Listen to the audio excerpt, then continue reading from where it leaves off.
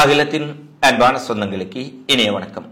மீண்டும் காணொலி பதிவினூடாக சந்தித்திருக்கின்றோம்.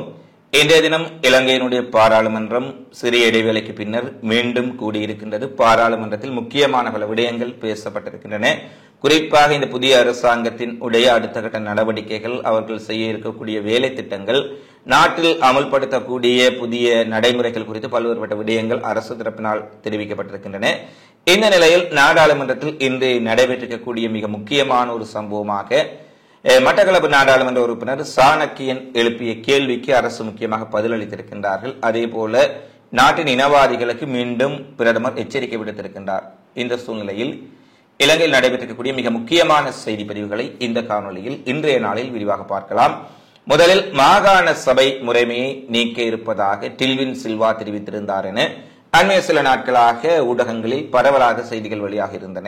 இலங்கையின் முக்கியமான ஊடகங்களில் எல்லாம் ஜேவிபியின் உடைய முக்கியஸ்தர் டில்வின் சில்வா மாகாண சபை முறையை நாங்கள் இல்லாமல் செய்வோம், 13வது திருத்த சட்ட திருத்தத்தை நாங்கள் நீக்குவோம் என்ற விதத்தில் கருத்துக்களை வெளியிட்டார் என்று பல செய்திகள் வெளியாக இருந்தன. இது தமிழ் மக்கள் மத்தியில், சிறுபான்மை மக்கள் மத்தியில் பெரும் விசனங்களை ஏற்படுத்தி இருந்தது. ஏனெனில் கடந்த அரசாங்கங்களைப் போல இவர்களும் சிறுபான்மை மக்களில் தமிழ் மக்களை, முஸ்லிம் மக்களை புறக்கணித்து செயற்பட போகின்றார்கள் என்ற பல கேள்விகளை பலருக்கும் எழுப்பியிருந்தது. இந்த சூழ்நிலையில் இன்று நாடாளுமன்ற அமர்வு கூடிய இன்றைய முதலாவது கன்னி அமர்விலே மட்டக்களப்பு நாடாளுமன்ற உறுப்பினர் சாணக்கியன் அவர்கள் குறிப்பாக மாகாண சபை முறைமை நீக்கப்படுவதாக நீங்கள் குறிப்பிட்டதாக செய்திகள் வெளியாக இருக்கின்றன. இந்த விடயம் தொடர்பாக அவர் கேள்வி எழுப்பிய பொழுது குறிப்பாக சபாநாயகர் இந்த கேள்விக்கு பதிலளித்திருக்கின்றார். அதே போல வெளிநாட்டு வேலைவாய்ப்பு பிரதி அமைச்சர் அருண் கேமச்சந்திர அவர்கள் குறிப்பாக இந்த மாகாண சபை முறைமையை நீக்கும் எண்ணம் எங்களுக்கு கிடையாது. டில்வின் சில்வா கருத்து தெரிவிக்கல் 1978 அரசியல் ஜாப்பில் உள்ளடக்கப்பட்ட 13வது திருத்த சட்டம் தொடர்பான விடயங்களை அவர் பேசியிருக்கின்றார். மாகாண சபையை நீக்குவதற்கு மக்களான எதுவும் பெறப்படவில்லை, இதனை தெளிவாக புரிந்து கொள்ள வேண்டும் என்று அவர் குறிப்பிட்டிருப்பதுடன் அவர் கூற வந்த விடயத்தை நீங்கள் தவறாக விளங்கிக் கொண்டிருக்கின்றீர்கள். மாகாண சபையை நீக்கக்கூடிய எண்ணம் எமக்கு இல்லை என்றும், இந்த விடயத்தில் நிச்சயமாக இது குறித்து நாடாளுமன்ற உறுப்பினர் ஸ்ரீதரன் அவர்களும் ஒரு கூட்டத்துக்கு ஏற்பாடு செய்யுமாறு ஜனாதிபதிக்கு கோரிக்கை விடுத்திருந்தார். எனவே இன்னும் சில நாட்களில் அந்த குமாரநாயக்கா சார்பில் ஒரு கூட்டம் கூட்டப்பட இருக்கின்றது. அதில் இது குறித்து நாங்கள் முக்கியமான விடயங்கள் குறித்து பேசலாம் என்று அவர் தெரிவித்திருக்கின்றார். மாகாண சபையை விடவும் ஒரு வலிமையான சபை, அனைத்து மக்களுக்கும் சமனான அந்தஸ்தை வழங்கக்கூடிய ஒரு அரசமைப்பு தேவை. அதில் மாகாண சபை இருக்குமா இல்லை என்பதே விடயம். இதுவரையும் மாகாண சபையை நீக்குவதற்கான எந்த முன்மொழிவுகளும் ஜனாதிபதியினாலோ அல்லது தேசிய மக்கள் சக்தியினாலோ முன்வைக்கப்படவில்லை என்பதை அவர்கள் தெளிவுபடுத்துவதான அந்த செய்தி இன்றைய தினம் வெளியாக இருக்கின்றது.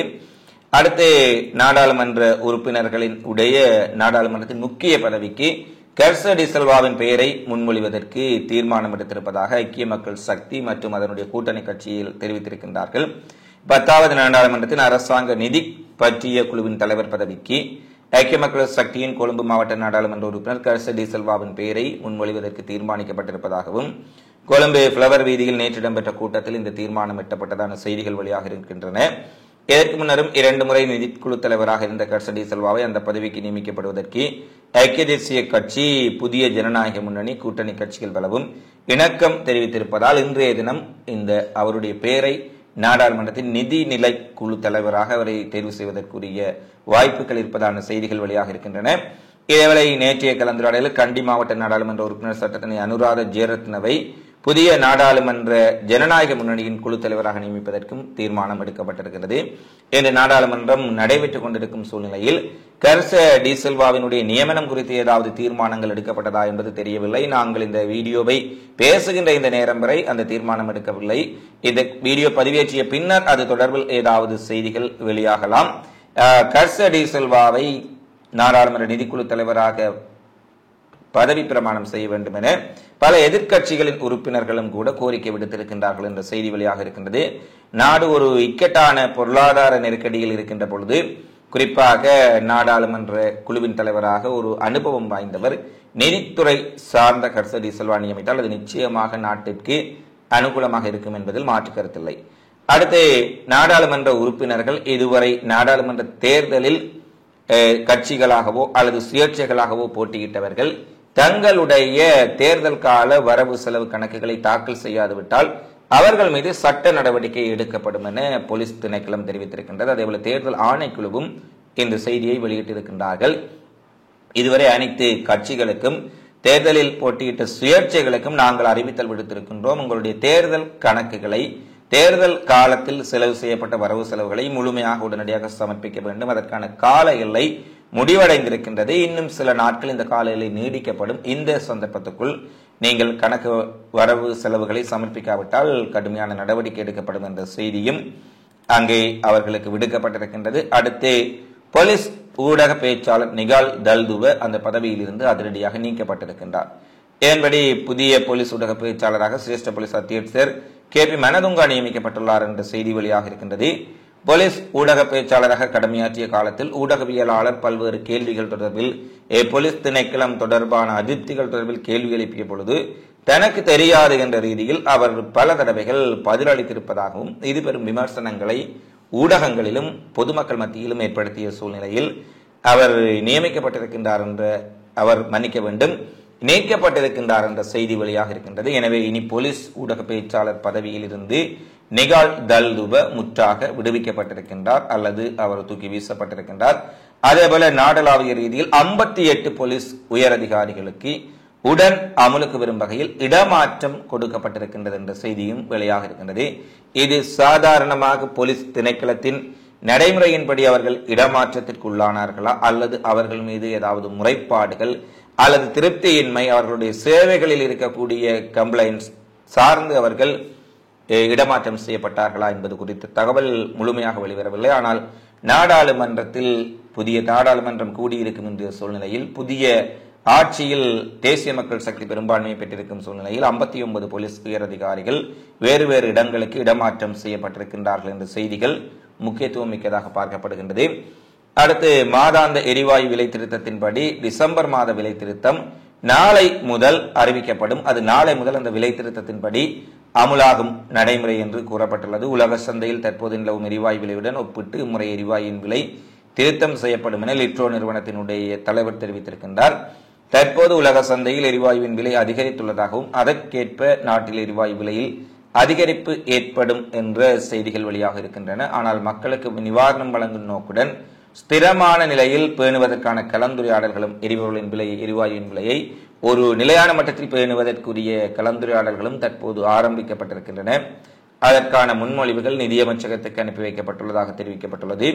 கடந்த மாதம் எரிவாயு விலை திருத்தம் செய்யப்படாத நிலையில் இறுதியாக அக்டோபர் மாதம் எரிவாயு விலை திருத்தம் செய்யப்பட்டமை குறிப்பிடத்தக்கது.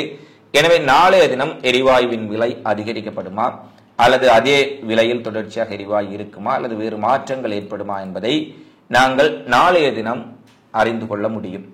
அடுத்து சீரற்ற காலநிலை தொடர்பாக தற்காலிகமாக நிறுத்தி வைக்கப்பட்ட 2024ஆம் ஆண்டுக்கான கல்வி பொதுத்தர அதர உயர்தர பரீட்சை மீண்டும் நாளை முதல் ஆரம்பமாக இருப்பதான செய்திகள் வெளியாக இருக்கின்றன. உயர்தர பரீட்சை கடந்த 25ஆம் தேதி ஆரம்பமாகிய நிலையில் கனமழை காரணமாக 27ஆம் தேதி முதல் பரீட்சைகள் ஒத்திவைக்கப்பட்டன, தற்காலிகமாக நிறுத்தப்பட்டன.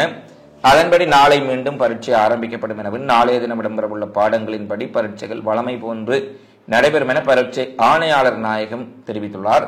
பரீட்சை நடைபெறாத நாட்களில் திட்டமிட்ட பாடங்களை எதிர்வரும் நாட்களில் நடத்துவதற்கு திட்டமிட்டுள்ளதாகவும் அவர் குறிப்பிட்டுள்ளார். இதேவேளை இந்த ஆண்டுக்கான உயர்தர பரீட்சைகள் நவம்பர் 25ஆம் தேதி முதல் டிசம்பர் 20ஆம் தேதி வரை நடத்துவதற்கு திட்டமிட்டிருந்த நிலையில் மழை காரணமாக அந்த பரீட்சைகள் இடைநிறுத்தப்பட்ட சூழ்நிலையில் டிசம்பர் 31ஆம் தேதி வரை இந்த பரீட்சைகள் நடைபெறும் என்ற செய்தி வெளியாக இருக்கின்றது. அதாவது டிசம்பர் 20ஆம் தேதி நிறைவுக்கு வரும் என எதிர்பார்க்கப்பட்ட சூழ்நிலையில் இன்னும் 10 முதல் 11 நாட்கள் அதிகரிக்கப்பட்டிருக்கின்றன. மழை காரணமாக இடைநிறுத்தப்பட்ட பரீட்சைகளை வைப்பதற்காக அந்த ஏற்பாடு செய்யப்பட்டிருப்பதாக பரீட்சை திணைக்களம் தெரிவித்திருக்கின்றது. அடுத்து தொழில்நுட்ப கோளாறு காரணமாக இன்றைய தினம் கொழும்பு கரையோர மார்க்கத்திலான தொடருந்து போக்குவரத்து சேவையில் பெரும் தாமதம் ஏற்பட்டிருக்கின்றது. அழுக்கமையிலிருந்து கொழும்பு கோட்டை நோக்கி பயணித்த தொடருந்து ரத்மலானி தொடருந்து நிலையத்துக்கு அருகில் தொழில்நுட்ப கோளாறுக்கு உள்ளாகி நிறுத்தப்பட்டதால் இந்த முடக்கம் ஏற்பட்டிருக்கின்றது. எவ்வாறாயினும் குறித்த தொடருந்தை சீரமைக்கும் பணிகள் வேகமாக முன்னெடுக்கப்பட்டு வருவதாக தெரிவித்திருப்பதுடன் கரையோர பகுதிகளில் இருக்கக்கூடிய ரயில் சேவையில் இது தாமதத்தையும் பாதிப்புகளையும் ஏற்படுத்தும் என ரயில்வே திணைக்களம் வெளியிட்டிருக்கக்கூடிய அறிவிப்பில் தெரிவித்திருக்கின்றார்கள். நாட்டின் பல பகுதிகளுக்கு மண் சரிவு அபாய எச்சரிக்கை விடுக்கப்பட்டிருக்கின்றது. இந்த அறிவிப்பு நேற்று மாலை 4 மணி முதல் இன்று மாலை 4 மணி முதல் அமுலில் இருக்கும் என தேசிய கட்டட ஆராய்ச்சி நிறுவனம் தெரிவித்திருக்கின்றது. அதன்படி குறிப்பாக கண்டி, கேகாலை, நுவரெலியா மற்றும் பல்வேறுபட்ட பிரதேசங்களுக்கு இந்த மண் சரிவு அபாய எச்சரிக்கை விடுக்கப்பட்டிருக்கின்றது. எனவே இந்த பிரதேசங்களில் அறிவிக்கப்பட்ட பகுதிகளில் இருப்பவர்கள் கண்டி, கேகாலை, குருநாகல் போன்ற பகுதிகளில் குறிப்பாக அவதானத்துடன் இருக்குமாறும், நிலச்சரிவு மற்றும் மழை வெள்ளம் போன்ற நிலைமைகள் குறித்து எச்சரிக்கையுடன் இருக்குமாறும் கோரிக்கை விடுக்கப்பட்டிருக்கின்றது. அதே போல இலங்கை முழுவதும் பாதுகாப்பை பலப்படுத்துவதற்காக இராணுவத்தினரை களமிறக்குமாறு அன்ர குமார திஸ்ஸநாயக்கா உத்தரவிட்டிருக்கின்றார். குறிப்பாக ஜனாதிபதி தனக்குள்ள அதிகாரத்தை பயன்படுத்தி நாடளாவிய ரீதியில் அதிகரித்துள்ள குற்றச் செயல்கள், வன்முறைகளை கட்டுப்படுத்துவதற்கு நாடு முழுவதும் இராணுவத்தினரை களமிறக்குமாறும் இராணுவத்தினருடைய ரோந்து நடவடிக்கைகளை அதிகப்படுத்துமாறும் உத்தரவு பிறப்பித்துள்ளார். இதன் காரணமாக நாடளாவிய ரீதியில் இராணுவத்தினர் பாதுகாப்பு ரோந்து பணிகளில் ஈடுபடுத்தப்பட உள்ளதான செய்திகள் வெளியாக இருக்கின்றன. அடுத்து, பெண்களுக்கு மிக முக்கியமான அங்கீகாரம் இந்த அரசிலே தற்போது வழங்கப்பட்டு வருகின்றது. நாடாளுமன்ற உறுப்பினர்களில் கூட அதிகளவான பெண்கள் உள்ளிருக்கப்பட்டார்கள்.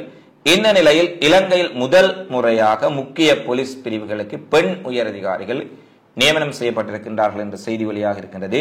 குற்றப்புலனாய்வு திணைக்களம், CID, சிறப்பு புலனாய்வு பிரிவு உள்ளிட்ட முக்கிய பிரிவுகளின் உயர் பதவிகளுக்கு பல பெண் அதிகாரிகள் நியமிக்கப்பட்டிருக்கின்றார்கள். ஏற்கனவே தேசிய போலீஸ் ஆணைக்குழுவின் அனுமதியின் பேரில் 4 பெண்கள் உட்பட 54 சிரேஷ்ட போலீஸ் அதிகாரிகள் உடனடியாக நடைமுறைக்கு வரும் வகையில் இடமாற்றம் செய்யப்பட்டார்கள். இந்த இடமாற்றம் செய்யப்பட்டவர்களுக்கு பதிலாக SSP மற்றும் இன்ஸ்பெக்டர் மற்றும் SI போன்ற பல பிரிவுகளிலும் குற்றப்புலனாய்வு பிரிவின் உடைய உதவி பணிப்பாளராகவும் ஒரு பெண் நியமிக்கப்பட்டிருக்கின்றார் என்ற செய்தி வெளியாக இருக்கின்றது. அதே போல CID, உளவு திணைக்களம் போன்ற பல இடங்களில் இம்முறை சைபர் குற்றப்புலனாய்வு பிரிவு உட்பட பல பெண்களுக்கான முக்கியத்துவம், பெண் அதிகாரிகளுக்கு அந்த பொறுப்புகள் கொடுக்கப்பட்டிருப்பது, இவ்வளவு அதிக அளவிலான பெண் உயரதிகாரிகளை போலீஸ் திணைக்களத்திலும் குற்றப்புலனாய்வு பிரிவிலும் நியமித்திருப்பது இதுவே வரலாற்றில் முதல் முறையான சம்பவம் என்ற செய்திகளையும் ஊடகங்கள் வெளியிட்டிருக்கின்றார்கள். இவைதான் இன்றைய நாளில் வெளியான மிக முக்கியமான செய்தி குறிப்புகளாக நிகழ்வுகளாக பதிவாக இருக்கின்றன. தொடர்ச்சியாக இலங்கை முழுவதும் நடைபெறும் செய்திகளை உடனுக்குடன் தெரிந்து கொள்ள அகிலத்தோடு இணைந்திருங்கள். இந்த காணொளி பதிவு தொடர்பிலான உங்களது மதிப்புமிக்க கருத்துக்களை தவறாமல் கருத்துக்களில் கமெண்ட்ஸில் பதிவிடுங்கள் என கேட்டுக்கொண்டு மீண்டும் ஒரு காணொளியில் உங்களை சந்திக்கும் வரை உங்களிடமிருந்து விடைபெறும் நான் உங்கள் அன்பின் சந்துரு. வணக்கம். அகிலம் மாற்றத்திற்கான மக்கள் குரல். இந்த வீடியோ பிடிச்சிருந்தா லைக் பண்ணுங்க, கமெண்ட் பண்ணுங்க, ஷேர் பண்ணுங்க. மறக்காம கீழே இருக்க பெல் ஐகானை கிளிக் பண்ணுங்க.